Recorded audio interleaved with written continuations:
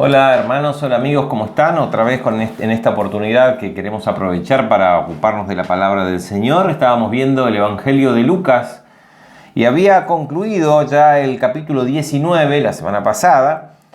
Y en esa conclusión, en ese final del capítulo 19 nos encontramos con Jesús después de la entrada a Jerusalén en el templo, echando a los mercaderes y echando a aquellos que hacían negocios que de alguna manera, si bien eran de alguna manera una prestación de servicios porque venía gente del exterior y necesitaba comprar y cambiar porque había cambistas, comprar cosas para los sacrificios y para los rituales que se hacían en el mismo templo, pero de todas formas lo que Jesús condena y demuestra era el hecho de que habían ya ocupado y usado el lugar que teóricamente era santo, lo habían ocupado con un gran mercado y lo único que les interesaba era el negocio. Así que Jesús los echa de alguna forma bastante violenta y termina diciendo los versículos 47 y 48, y enseñaba cada día en el templo. Tenemos que volver al contexto que habíamos dicho, que es que estábamos en la última semana, o sea, 6 días últimos de la vida de Jesús. Entonces, cuando dice que enseñaba cada día en el templo, es que Jesús esa semana venía al templo, porque no dormía en Jerusalén, dormía en la casa de sus amigos en Betania, cerca.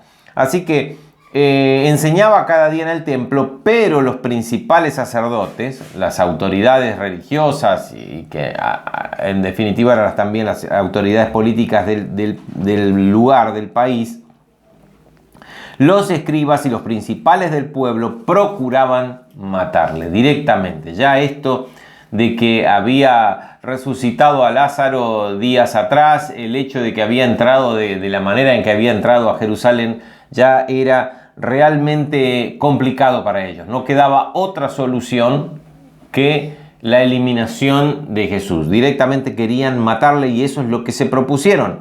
Y no hallaban nada que pudiesen hacerle porque todo el pueblo estaba, dice, suspenso oyéndole. Todo el pueblo estaba atento, todo el pueblo estaba cautivado por las enseñanzas de Jesús. Así que estos personajes que eran los líderes del pueblo de Israel no se animaban a tocarle por miedo al pueblo. Sucedió, y así comienza el capítulo 20 que comenzamos ahora, sucedió, dice el versículo 1, un día, uno de esos 6 días, que enseñando Jesús al pueblo en el templo y anunciando el evangelio, llegaron los principales sacerdotes y los escribas con los ancianos. Entonces, ¿por qué le leí los versículos finales del 19? Para recordarnos que cuando llegan, ellos tienen una sola cosa en la cabeza: buscar un motivo para poder acusarle, para poder desacreditarlo delante del pueblo y así poder matarle, porque no lo mataban justamente por miedo al pueblo, porque todo el pueblo estaba atónito, escuchando sus palabras, atento, lo aceptaban como profeta, al menos. Entonces ellos no podían tocarlo. Lo que tenían que hacer era separar, romper ese vínculo, esa relación de Jesús con el pueblo, desacreditándolo para de esa forma ellos lograr su cometido, su objetivo. Entonces ellos llegaron a donde estaba Jesús enseñando y le hablaron diciendo: dinos, ¿con qué autoridad haces estas cosas? Por ejemplo, la de echar a los mercaderes y a los cambistas del templo. ¿O quién es el que te ha dado esta autoridad? Porque en realidad la autoridad religiosa, la autoridad en todo lo que hacía a la vida cotidiana de los israelitas, según los fariseos le correspondía a ellos. Ellos eran la autoridad. Ellos representaban a Dios delante del pueblo y al pueblo delante de Dios. Es decir, ¿vos de dónde viniste? ¿Quién te dio esa autoridad? Porque nosotros no te la dimos. Si Jesús no tenía autoridad, entonces el pueblo no tenía por qué seguirle. Pero Jesús, sabiendo la malicia que había en esas preguntas que le hacían, le responde con otra pregunta y le dice, respondiendo Jesús le dijo: os haré también yo una pregunta. Respóndanme, a ver. Si ustedes me responden la pregunta, yo les respondo la que ustedes me hicieron. El bautismo de Juan, es decir, Juan el Bautista, ¿Era del cielo o de los hombres? El ministerio de Juan el Bautista, lo que Juan predicó, ¿venía de Dios o era una cosa simplemente humana, es decir, falsa? Porque Juan el Bautista predicaba de parte de Dios, anunciaba el reino de Dios. Entonces, si Juan el Bautista, ellos decían que era de los hombres, entonces era falso. El bautismo de Juan, ¿era del cielo o de los hombres? Entonces ellos discutían entre sí diciendo, ¿qué decimos? Porque si decimos que viene del cielo, dirá, entonces, ¿por qué no le creísteis? Porque ellos no le creyeron a Juan el Bautista. Y si decimos, no, vino de los hombres, entonces era un falso profeta, Juan, entonces todo el pueblo nos apedreará porque están persuadidos de que Juan era profeta. Fíjense el miedo que tenían. Lo único que frenaba a esta gente de aprender a Jesús y de matarlo era que el pueblo mismo lo tenía tanto a Juan el Bautista como a Jesús como profeta. Entonces, como Jesús le preguntó sobre Juan el Bautista, no pudieron responderle. Entonces le dijeron ellos, la verdad que no sabemos de dónde vino Juan. No sabemos si su bautismo era del cielo o de los hombres. Entonces Jesús le dijo, bueno, entonces si ustedes no saben, yo tampoco les voy a decir con qué autoridad hago estas cosas, ¿no? Y quedaron ahí con la trampa en la boca porque no pudieron desacreditar a Jesús. ¿Qué esperaban que Jesús dijera? Y que Jesús se atribuyera venir de parte de Dios de alguna manera en que ellos pudieran acusarle, de alguna forma, alguna palabra que Jesús pudiera decir que ellos pudieran acusarle delante del pueblo. Entonces Jesús, aprovechando la situación y la conversación esta bastante tensa que estaba teniendo, comenzó a decir al pueblo esta parábola. Si vamos a ver la versión de Mateo y de Marcos de esta parábola titulada Los labradores malvados, vamos a encontrarnos en Mateo, fundamentalmente en el capítulo 21 de Mateo, con que Jesús se está refiriendo directamente a los fariseos. Lucas dice que se refiere al pueblo, pero al final del relato de Lucas vamos a encontrarnos que los fariseos estaban ahí escuchando y se dieron cuenta que la parábola hablaba de ellos. Es decir, no hay contradicción entre los evangelistas, simplemente un diferente punto de vista en la narrativa, nada más, pero el relato es fiel a lo que sucedió. Y lo que evidencia es que Mateo, Marcos y Lucas no tuvieron el mismo documento y que fueron simplemente copistas de alguna versión que circulaba, sino que cada uno tenía una versión o una forma de contar el mismo hecho. Eso es, en definitiva, lo que hace, en vez de hablar de una contradicción como muchos quieren ver, lo que hace es afirmar la fuente verdadera del hecho histórico, de lo que sucedió. Si lo vemos en el Evangelio de Mateo, que es un poquito más extenso, la parábola o con más detalles, dice, oíd otra parábola. Hubo un hombre, padre de familia, el cual plantó una viña. Fíjense la descripción. Hubo un hombre, padre de familia. Cuando habla de padre de familia, significa que era un hombre que tenía responsabilidad y que tenía esa vocación de cuidado y de protección. Padre de familia, el cual plantó una viña, la cercó de vallado. Plantó una viña, un viñedo, la cercó de vallado, es decir, la protegió de ladrones y de animales. Cavó en ellas un lagar, es decir, el lugar donde se pisaba la uva y después había un segundo lagar, normalmente en un nivel inferior, donde iba el mosto, el jugo de la uva que se pisaba, porque así era el proceso en aquella época. Dice que edificó una torre también en medio del viñedo, una torre, un lugar alto en donde se podía controlar y verificar la seguridad, que no entraran ladrones ni animales a hacer daño al viñedo. Fíjense todo el trabajo que se tomó. Y arrendó a unos labradores y se fue lejos, este padre de familia. Todos estos detalles, muchos a veces se pretenden buscarle algún significado, pero como siempre decimos, las parábolas no tenemos que buscarle significado a cada uno de los detalles, sino concentrarnos en el tronco del mensaje, qué es lo que nos quiere decir. Acá todos estos detalles que Jesús daba respecto de esta historia tiene que ver y nos tiene que ilustrar el hecho de que este hombre realmente invirtió y puso todo de sí, tuvo toda la intención de hacer las cosas de primera. Plantó una viña, la cercó, le dio seguridad, puso una torre para vigilar y controlar, hizo el lagar dentro de la misma viña como para directamente ya empezar a la época de la cosecha a preparar el mosto y lo que iba a ser después la base del vino. Y puso unos administradores y se fue. Y cuando se acercó el tiempo de los frutos, envió sus siervos a los labradores, a estos administradores, para que recibiesen sus frutos. Evidentemente, el contrato era de que estos administradores iban a trabajar y le iban a pagar de alguna manera al dueño una parte, un porcentaje de lo que cosecharan, del fruto. Así que cuando llegó el momento de la cosecha, el dueño de la viña mandó a sus siervos a buscar lo que correspondía, el pago del alquiler, del arrendamiento, porque dice que lo arrendó, del alquiler. Mas los labradores, tomando a los siervos, a unos golpearon y a otros mataron y a otros apedrearon. Envió de nuevo otros siervos, más que los primeros, más cantidad de personas, e hicieron con ellos de la misma manera. El relato de Lucas, y tanto el relato de Marcos también, nos agrega una tercera vez en que envió este hombre siervos, como diciendo cuánta paciencia tuvo con los labradores. Le envió una tanda de siervos, después envió más y después envió más siervos.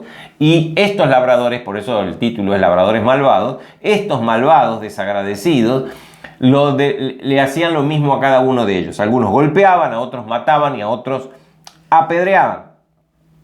Jesús está haciendo referencia, ahora lo vamos a ver, con cada una de estas formas de violencia que ejercían estos labradores malvados. Se está refiriendo a hechos históricos reales que sucedieron en el pasado de la historia de Israel. Envió de nuevo, dice, finalmente les envió a su hijo. Lucas nos dice a su hijo amado, es decir, nos da la idea de que es único y amado, diciendo, bueno, tendrán respeto porque es mi hijo. A los otros no lo respetaban porque eran siervos, pero este es mi hijo, es mi heredero, así que le van a tener respeto. Mas los labradores, cuando vieron al hijo, dijeron entre sí, este es el heredero, vengan, matémosle y apropiémonos de la heredad, apoderémonos de la heredad. Y tomándole, le echaron fuera de la viña y le mataron. Podemos ver, ¿no es cierto?, los elementos de la parábola. El padre de familia, evidentemente, es Dios que plantó una viña, la cercó, plantó una nación propia y puso administradores. Y se está haciendo referencia directamente a estos administradores, a esta casta religiosa, política, que se movía de manera bastante oscura, fariseos, saduceos, escribas, que habían asumido la autoridad. Por eso la pregunta, ¿con qué autoridad? Nosotros tenemos la autoridad. Y los siervos que Dios fue enviando durante toda la historia del pueblo de Israel, repetidas veces, Jesús está haciendo referencia a los profetas, que algunos fueron golpeados, apedreados, incluso aserrados, ¿no?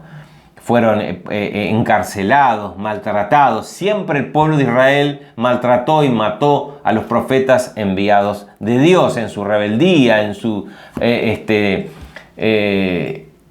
testarudez y en eso de poner la voluntad para apartarse una y otra vez del verdadero Dios, el que le había puesto a ellos como la nación escogida para administrar los bienes que son del reino de Dios, ¿no? Así que esto es lo que Jesús estaba diciendo.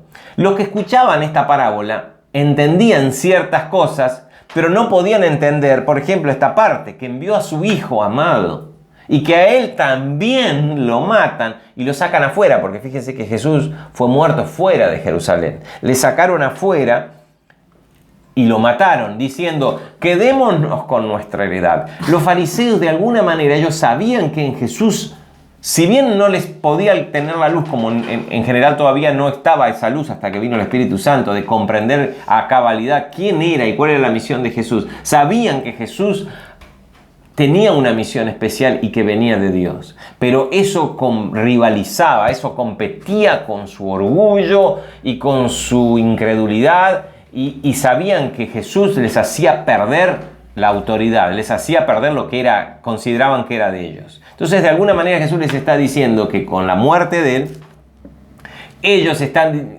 quitándole o pretendiendo quedarse con la autoridad del Hijo. Así que la parábola termina así: y se apoderaron de la heredad, y tomándole le echaron fuera de la viña y le mataron. Y Jesús le pregunta a los fariseos.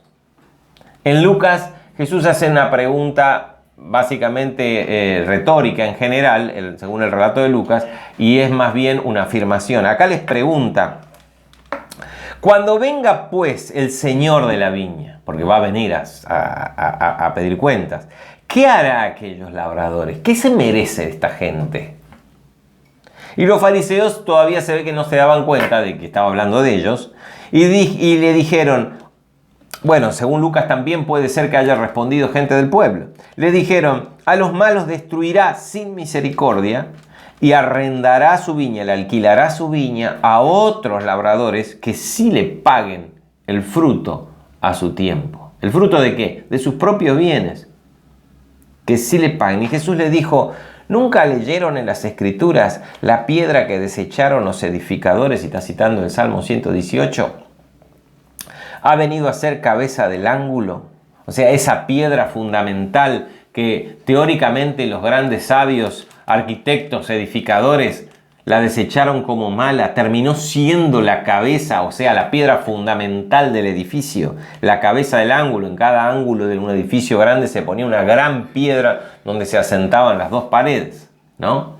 En cada ángulo. Entonces, lo que dice el Salmo en forma profética, y acá lo aplica Jesús a sí mismo: la piedra que desecharon los edificadores ha venido a ser cabeza del ángulo, y el Señor ha hecho esto, y es cosa maravillosa a nuestros ojos.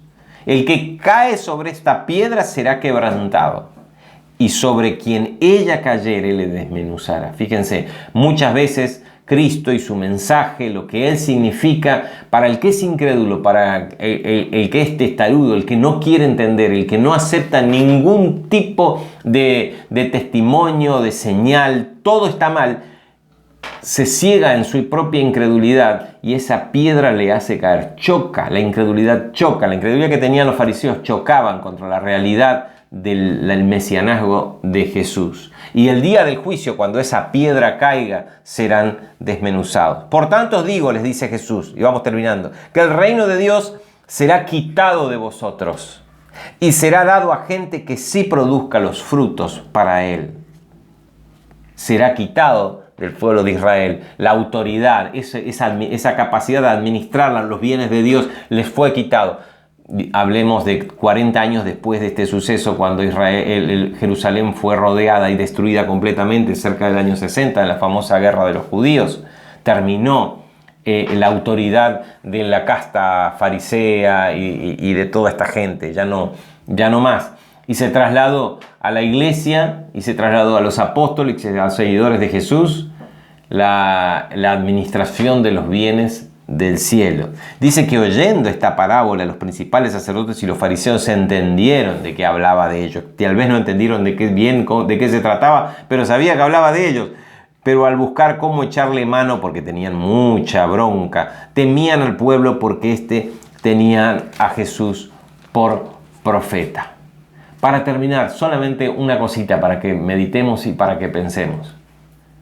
Los fariseos, los administradores de la primera dispensación, de la primera, digamos, los primeros inquilinos de la viña de Dios, fallaron. Ahora nos toca a nosotros, Tenemos que ser buenos administradores de las cosas de Dios. No estamos administrando pavadas, no estamos administrando chucherías. Estamos administrando cosas que tienen que ver con el Eterno, cosas que son propiedad del Eterno. Y un día Él vendrá, esa roca vendrá y seremos juzgados y no queremos ser desmenuzados, ¿no? Sino queremos ser premiados por ser buenos administradores. Hasta acá por hoy, que el Señor los bendiga, nos vemos la próxima.